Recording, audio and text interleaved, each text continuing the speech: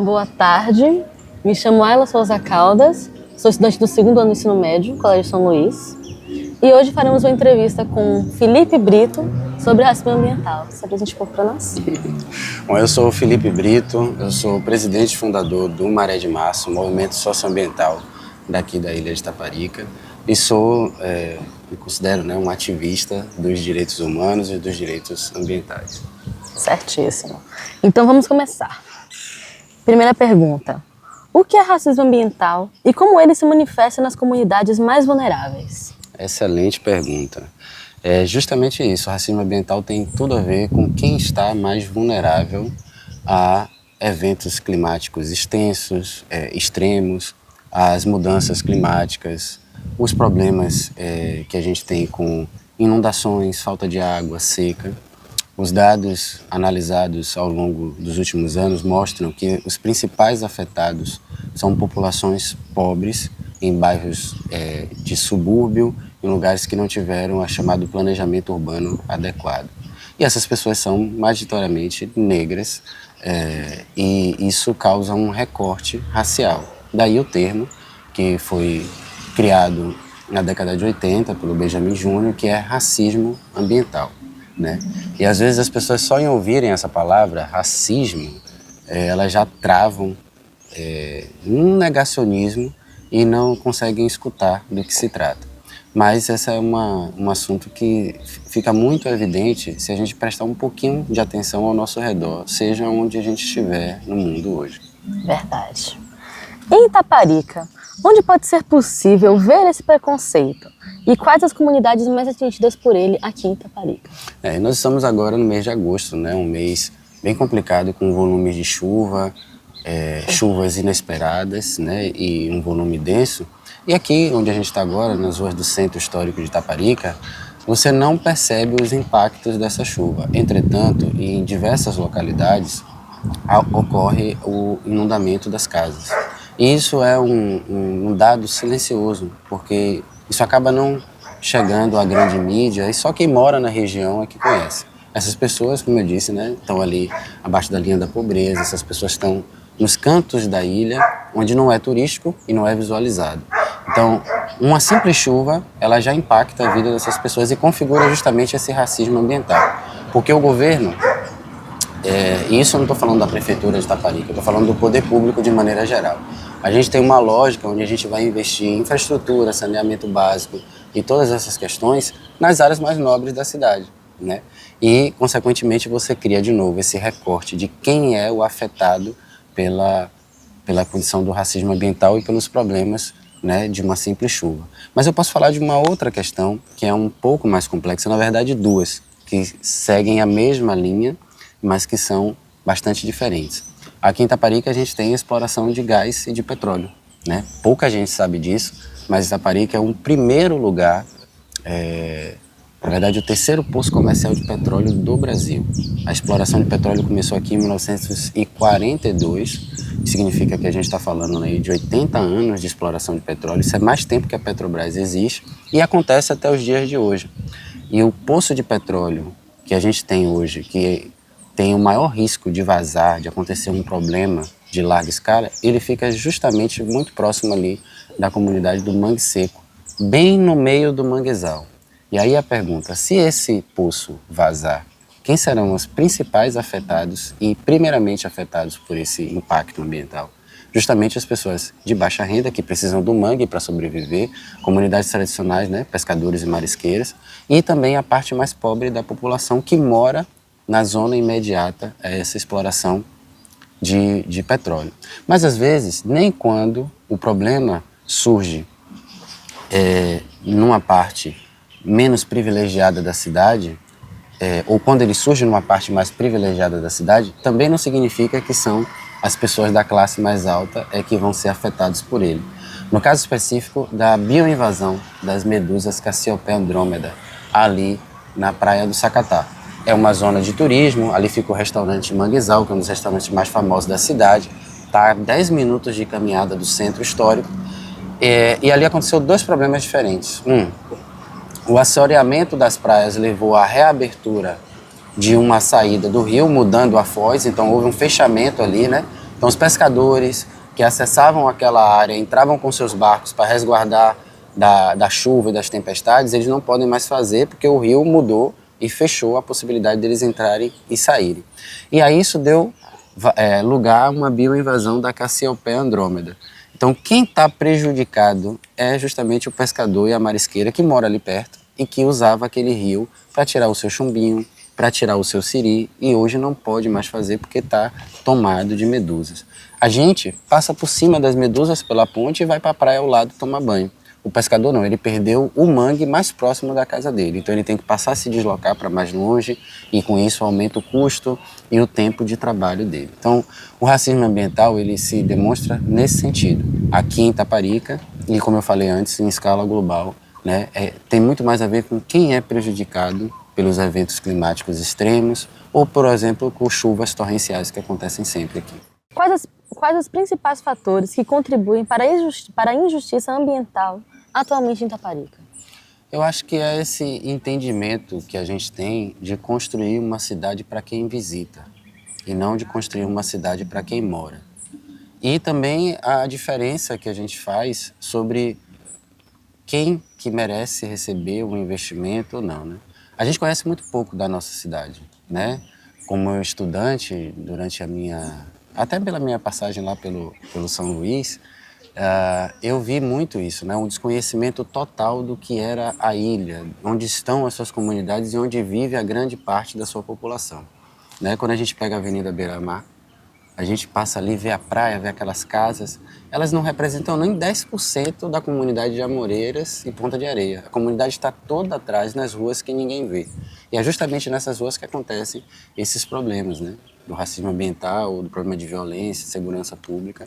Então eu acho que o principal desafio é esse, é conseguir enxergar quem somos nós, onde vivemos, o que é a ilha na sua totalidade, para além do cartão postal. Verdade. Principalmente que, para quem só vem visitar, só vem, vai embora, só vem, vai embora e acabou. E pra gente que mora aqui, fica aquela coisa de sempre tá faltando alguma coisa. Se não pra gente que mora, por exemplo, mora mais em lugares centrais, mas quem mora mais afastado, que é muito afastado por isso, sempre tá faltando alguma coisa. É verdade. Às vezes o básico. Às vezes o básico. Quais eventos ou os possíveis eventos históricos que contribuíram para a existência do racismo ambiental? Bom, eu acredito que é como a sociedade se desenvolveu mesmo, né? Essa coisa de hierarquizar cidadãos de primeira categoria e cidadãos de segunda categoria. E é um processo histórico muito longo. Itaparica, que é onde a gente está nesse exato momento, ele faz parte do ciclo de construções sociais que levaram a isso, né? Itaparica, em 1930, ela foi decretada como uma estância hidromineral. E para se atender aos pré-requisitos internacionais sobre essas estâncias, Itaparica passou por um plano chamado Plano de Urbanismo e Saneamento de Itaparica. Isso na década de 30 do século passado. E esse plano, você acredita, ele estava resumido, era um tempo tão antigo, que as obras e o que ele representava estava restrito ao perímetro do centro histórico, ao Alto do Santo Antônio no máximo. Todo o resto da ilha, que na época o município inclusive era a ilha inteira, ficou de fora dessas soluções de saneamento, de higiene, né? Então, a partir daí é uma bola de neve, né? Esses investimentos eles continuam sendo feitos nas principais áreas urbanas, nos locais turísticos, enquanto outras áreas elas estão sofrendo com essas questões. E às vezes são processos irreversíveis. Por exemplo, a ocupação irregular. É muito difícil fazer saneamento básico no morro. É muito difícil fazer contenção de encosta quando as encostas são as próprias casas. Elas já estão uma por cima das outras, entende? Como realocar essas pessoas? Então, é um processo que é muito difícil de reverter e que já está estabelecido há anos. E se retroalimenta, né? Porque no final, e o racismo ambiental, Ayla, ele se manifesta dessa forma também. Por quê? No final, com a transição energética que nós estamos vivendo, que não é ampla e não é justa, o pobre vai ser culpado pelo problema que o aflige. Porque no final o rico vai dizer, na minha casa eu coleto a água da chuva, eu tenho energia solar. Então o culpado são eles, os pobres, os miseráveis, que consomem ainda fogo a lenha, sabe? No final, então a culpa é de quem construiu a casa na encosta. Não se considera que a pessoa não tinha onde viver, não tinha onde morar, ele foi levado a isso. Então não é um problema nosso, é um problema individual. Enquanto o problema dos mais pobres não for o problema de toda a sociedade, a gente vai ter a retroalimentação de todas as coisas que levam para o racismo ambiental. Uma grandíssima falta de planejamento urbano. Exato. Você ou alguém próximo já foi vítima desse preconceito? Sim, é oportuno a gente estar aqui hoje, né? Aqui aconteceu um clássico exemplo do racismo ambiental.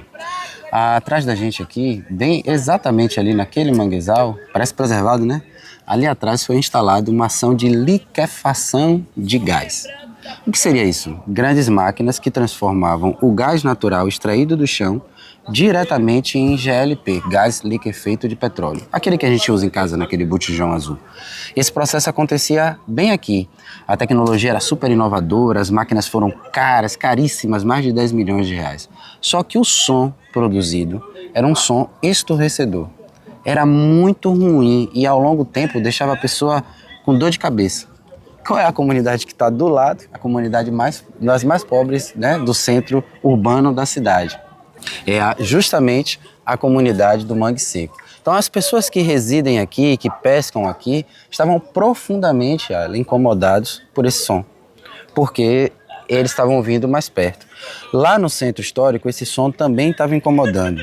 Levou a um grupo de moradores a assinarem um baixo-assinado e fazer o pedido, né, que fossem colocadas barreiras de contenção, etc. e tal. Essas barreiras, de fato, foram colocadas, mas o som parou de incomodar o centro da cidade, mas continuou incomodando os moradores aqui. Entretanto, o abaixo-assinado dos moradores daqui já não teve o mesmo peso daquele outro abaixo-assinado dos moradores do centro. Então, assim, as medidas foram tomadas no sentido de conter o problema que afetava uma parte da sociedade. A outra parte não mereceu sequer ser ouvida, apesar de ser a principal atingida, né? Então, assim, essa foi uma demonstração clara. A empresa acabou saindo daqui por conta de outras violações. Eles cortaram o mangue, eles fizeram uso não adequado de um dos poços de petróleo que não estavam incluídos na licitação e também alegando questões de viabilidade econômica, acabaram saindo da área. Mas a que custo? E outra coisa, ninguém foi compensado por isso. Passaram-se mais de um ano ouvindo, imagina, você tentando dormir, de dia e de noite a máquina no seu pé de ouvido, enquanto milhões de reais eram produzidos aqui, as pessoas eram prejudicadas. Eu até fiz uma brincadeira, né? Eu disse, a gente fez uma conta e tinha um número assim de quantos botijões de gás eram produzidos por dia aqui, né? E eu pergunto, quanto desses bujões chegou na população daqui do Mangue Seco que estava ouvindo esse barulho todo dia? Zero. Essa é a resposta. Isso é racismo ambiental. Você vê que tanto incômodo e tanto... Não é nem desperdício a palavra, é inconveniência foi causada e nada foi feito. Nada foi feito. Aconteceu... Eles entraram e saíram daqui, deixaram o dano e a comunidade não foi beneficiada em absolutamente nada. Isso é um exemplo prático de racismo ambiental. Então, falando sobre o assunto da empresa, como as comunidades atingidas poderiam combater o racismo ambiental? É muito difícil. Primeiro por conta do assédio, né, que essa ideia, todo o processo que envolve o racismo ambiental, ele também tem muito a ver, às vezes, com a ideia do desenvolvimento. Então essa ideia desenvolvimentista, né? É emprego, é o progresso, você não deve ser contra o progresso, como é o caso da Ponte Salvador-Itaparica. São muitas ofertas, muito dinheiro envolvido e muita propaganda a favor do empreendimento ou da ação que se faz necessária e contra as comunidades tradicionais. Geralmente quem fala de preservação, quem fala de defesa do meio ambiente é tido como deslocado, fora da realidade. Então esses discursos eles são silenciados de forma natural, né? E fora com o lobby. Então as comunidades elas ficam extremamente vulneráveis. Somente através da organização, né, social, ou seja, as pessoas se unem forças, procuram se organizar no sentido jurídico, buscar assessoria jurídica, outras ONGs, instituições e o apoio do Ministério Público, né, através das denúncias oficiais. Não adianta nada colocar na rede social e não fazer a denúncia nos órgãos competentes. Às vezes nem a denúncia adianta. Quem dirá, só, claro que mostrando na mídia facilita para ter mais visibilidade, mas não quer dizer que vai ser atendido. Não adianta, vai ser efetivo. Acho que tem que fazer o canal das denúncias certinho, procurar os órgãos, às vezes não é o órgão municipal, mas o órgão estadual, ou às vezes até mesmo o federal. Para você, quais são as possíveis consequências de não abordar esse assunto, tanto para as comunidades quanto para a população? Eu acho que a degradação ambiental, né? Assim, a consequência principal é que quando os problemas ambientais incomodarem a classe dominante, já será irreversível, sabe? Essa galera, eles atuam com ideias assim, tipo, não, fique tranquilo, nós vamos colonizar Marte. Né? A gente está, às vezes, muito preocupado com outro planeta e esquece que o mais precioso de todos é o nosso, que já tem condições ideais para a nossa vida, para a nossa existência. Então, eu acho que a grande consequência para a humanidade como um todo seria essa, é que os problemas tomem proporções muito maiores do que a gente pode controlar. Porque também quem tem mais dinheiro, mais capital, vive meio alheio ao meio ambiente. É como se o ambiente estivesse o tempo todo ali para servi-lo. Enquanto as pessoas mais pobres, as pessoas de comunidade tradicional, cultivam uma relação real e sincera com esse meio ambiente. Dependem do bem-estar do meio ambiente para o seu próprio bem-estar, né? Então se torna essa relação mútua, mas para quem realmente tem influência não quer dizer nada. Às vezes o meio ambiente é aquela coisa, as Maldivas, e não necessariamente esse meio ambiente que está aqui pertinho da gente. Tipo esse manguezal aqui que acredito que pouquíssima gente conhece. Verdade. Bom, vamos para a última pergunta. Qual a sua visão sobre o futuro e como nós, como população, poderíamos combater o racismo ambiental? Bom, a minha visão para o futuro é que um dia a gente vai conseguir contornar tudo isso. Eu acredito que o grande apelo da vida, das comunidades tradicionais, de uma relação mais sincera com o meio ambiente e todas as tragédias que estão acontecendo, nos levarão a despertar, enquanto humanidade, para a necessidade da urgência, uma questão existencial e fundamental. Eu acho que o mundo precisa de menos bilionários e mais visionários, que consigam acender a chama em outras pessoas para que a gente tenha um futuro digno para todo mundo. Bom, então é isso. Felipe, muito obrigada por ter aceitado a entrevista com a gente. E é isso, muito obrigada a vocês também. Tenham uma boa noite. Muito obrigado.